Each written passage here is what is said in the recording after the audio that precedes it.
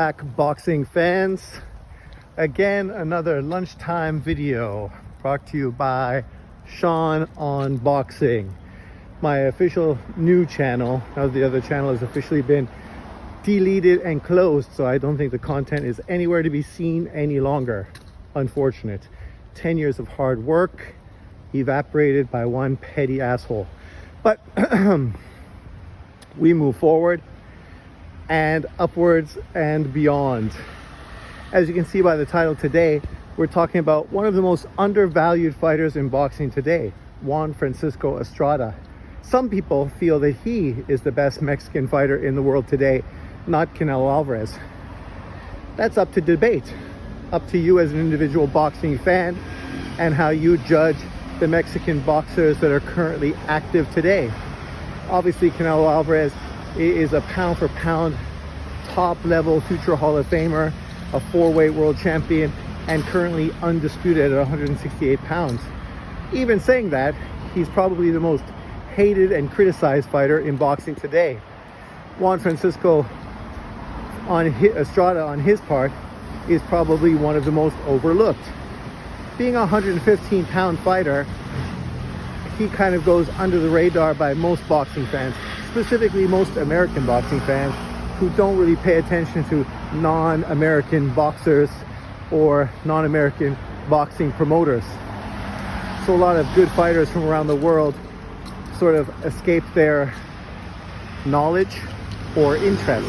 Unfortunately for them, because if you've been a fan of boxing, and especially the lower weight divisions, you know that some of the best fights we get every year and some of the best matchups tend to be at the lower weight divisions, where unification fights and the best fighting the best happens all the time. And you have to look no further than Juan Francisco Estrada. Back in 2012, he made a huge statement when he had a fight with Roman Gonzalez, who was considered the best small fighter in boxing at that time.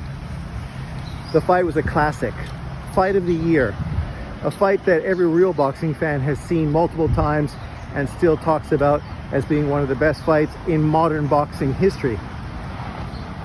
That was the first fight that really cemented Juan Francisco Estrada onto the map. After that, he went on to fight tons of top-level fighters at 112 pounds and then 115 pounds afterwards, and proved that he was one of the best fighters in lower weight division boxing. And his fight with Roman Gonzalez was not a blip, it was just a wake-up call for boxing fans around the world. He ended up beating some of the best champions and ex-champions during that period of time, chasing after that Roman Gonzalez second fight. Obviously, both of them feeling that at that point in their career, they deserved a big money fight, not getting paid chump change to take each other on in what obviously is one of the best fights in boxing. So the fight took far longer than expected to materialize. But needless to say, Estrada ended up following Roman Gonzalez up to 115 pounds to the superfly division. At that weight, he ended up fighting Quadras, an opponent that Roman Gonzalez had previously beaten to become a 4-weight world champion. Estrada went out there and beat him convincingly, even rematched him and knocked him out in the second fight, making a huge statement. Then ended up challenging Rungvisai, the fighter that gave Roman Gonzalez his first career loss and his first career stoppage loss. I felt that the first fight was a fight that Roman Gonzalez should have got the nod in, and as a boxing fan, I think you probably should have too, because if he would have got the decision against Rungvisai in the first fight, the next fight scheduled was him to unify against Naoya, the monster Inoue. But unfortunately, we see how that worked out. His trainer died, he was coming off his first career loss, and then got knocked out in the second fight, obviously putting a huge exclamation mark in that fight not happening between him and Inoue. And at that point, obviously, Inoue moved up to 118. Roman Gonzalez reinvented himself, and we saw what he's done since then.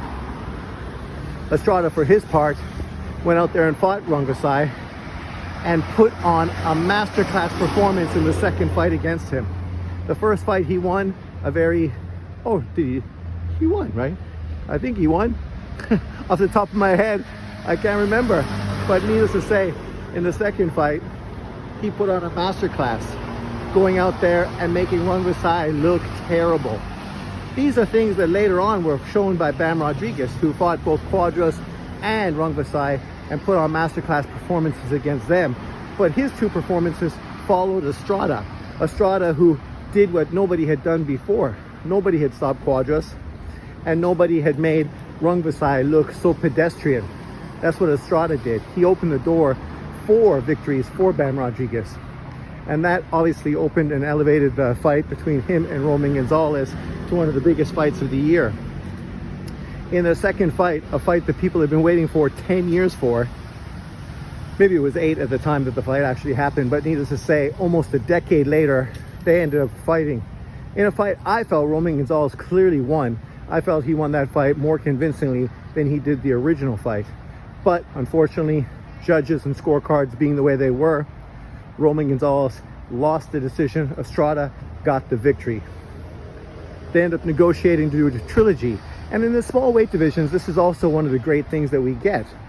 Great fighters and great fights happen time and time again. Most of the great trilogy matchups in boxing history have happened in the smaller weight divisions because the lack of political narratives stopping a lot of fights from happening, stopping certain fighters from fighting other fighters. This did not get in the way of Roman Gonzalez and Estrada 3. A fight that really marked the pinnacle of Estrada's career. He went out there and learned from the second fight with Roman Gonzalez and convincingly beat him in the second fight. I would say outside of the Rungvisai stoppage, this was the only other fight that Roman Gonzalez really lost in his career, and clearly lost. For Estrada, this is his Marquez moment. Marquez, of course, wanted to get the significant win against Manny Pacquiao. Ended up getting it, I think, in the 5th fight when he stopped him in a fight where it looked like Pacquiao was destroying him. But he ended up landing the peach of the shot, a peach of a right hand that put the exclamation mark on his career. And after that, obviously, he went into retirement with the biggest win of his resume, signed, sealed, and delivered. For Estrada, it's the same scenario. He beat Roman Gonzalez. There was no controversy. He finally beat the man who beat him. And he's went on to actually beat every single opponent that ended up beating him, which were 3 of them. So as a professional, he can feel that he's really done everything he needed to do. He unified titles. He won multiple weight divisions. He beat the only 3 people in boxing that beat him. And he did it convincingly. Obviously beating Rungvisai convincingly in the rematch, beating Roman Gonzalez in the trilogy fight convincingly, and I forget who he lost his first fight to. Sanchez, I think his name was. I know who he is, but obviously beating him far more convincingly in the second fight as well. Now at this point in his career, he's looking for what? Truthfully, he's done enough to put himself into the Hall of Fame, beating pound for pound fighters, winning multiple weight divisions, unifying titles. The one fight that people are talking about now is a potential fight with him and Ioka, which would be a unification fight. It was supposed to have previously happened this year in December, which would have had him have 1 fight per year. But unfortunately, that fight fell through because of financial situations. And so Estrada has been out of the ring for a whole year up until this point. And that may be one thing that stops people from putting him on a pound for pound list, his inactivity. Yet, if this is the thing that's stopping people, then what do you say when we talk about PBC fighters, many of whom are also very inactive as well? It's unfortunate he's been inactive because an Ioka-Estrada unification fight would have been bigger than Sonny Edwards-Bam Rodriguez. It would have been a huge fight. Ioka is a 4-weight world champion, and obviously a fight with him and Estrada would be an incredible matchup. Hopefully we'll be able to get it sometime this year.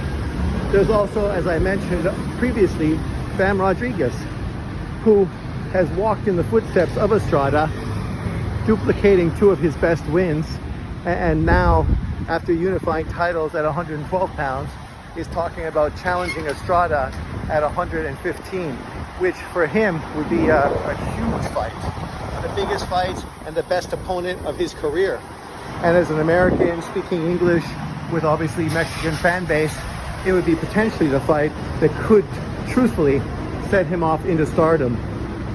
So let's hope that Estrada gets back in the ring, whether it's against Bam Rodriguez in what would be a super fight in the States, or potentially an unification fight with Ioka, which will probably happen in Japan. Both being incredible fights. Nothing would be better than obviously Estrada getting both of these fights. That would be a great final year to a great career. But leave your comments below. What do you think was Juan Francisco Estrada's biggest moment of his career? Do you think he should be on the pound for pound list, and where? And where do you rank him as far as best Mexican fighters of all time? Thanks for watching. See you next time. Enjoy your lunch. Peace out.